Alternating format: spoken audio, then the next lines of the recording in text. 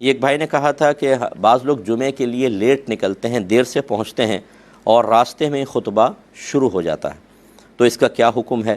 خطبہ ہم راستے میں بیٹھ کے پڑھیں یا کھڑے ہو کر یا چلتے چلتے ہوئے سنتے رہیں، یہ بھی جائز ہے کہ نہیں؟ اور اگر خطبہ نکل گیا تو پھر ظہر پڑھیں یا جمعہ پڑھیں؟ دیکھیں، کچھ غلط فہمیاں ہیں اس کے اندر، اسی وجہ سے یہ سوال سائل کے ذہن میں آیا۔ پہلی بات یاد رکھیں کہ خطبہ جمعے کے صحیح ہونے کی شرط ہے، یعنی اگر کوئی خطبہ ہی نہیں پڑھے گا تو جمعہ ہی نہیں ہوگا۔ خطبہ نہیں پڑھے گا، خطبہ اگر نہیں ہوگا تو جمعہ نہیں ہوگا۔ پہلی بات یہ، سننے کا اس سے کوئی تعلق نہیں، خطبہ اگر نہیں پڑھا تو ہوگا ہی نہیں۔ دوسری بات یہ ہے کہ جو خطبہ سننے کے لیے آ گئے ہوں ان سب کو خاموشی سے خطبہ سننا فرض ہے، بالکل خاموش ہو کے خطبہ سنیں گے۔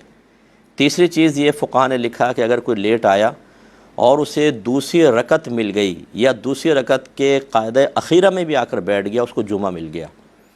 اب ان تینوں کو آپ ملا لیں، اس کا مطلب یہ ہوا کہ جمعے کے صحیح ہونے کے لیے جو خطیب صاحب ہیں انہیں خطبہ پڑھنا لازم ہے، ورنہ جمعہ نہیں ہوگا۔ جو آ چکے ہیں ان کے لیے سننا لازم ہے، اس کا مطلب جو راستے میں ہیں ان کے لیے لازم نہیں ہے کہ وہ ٹھہر جائیں، کہیں بیٹھ جائیں، اسپیکر کی آواز پہ سنیں پھر آئیں۔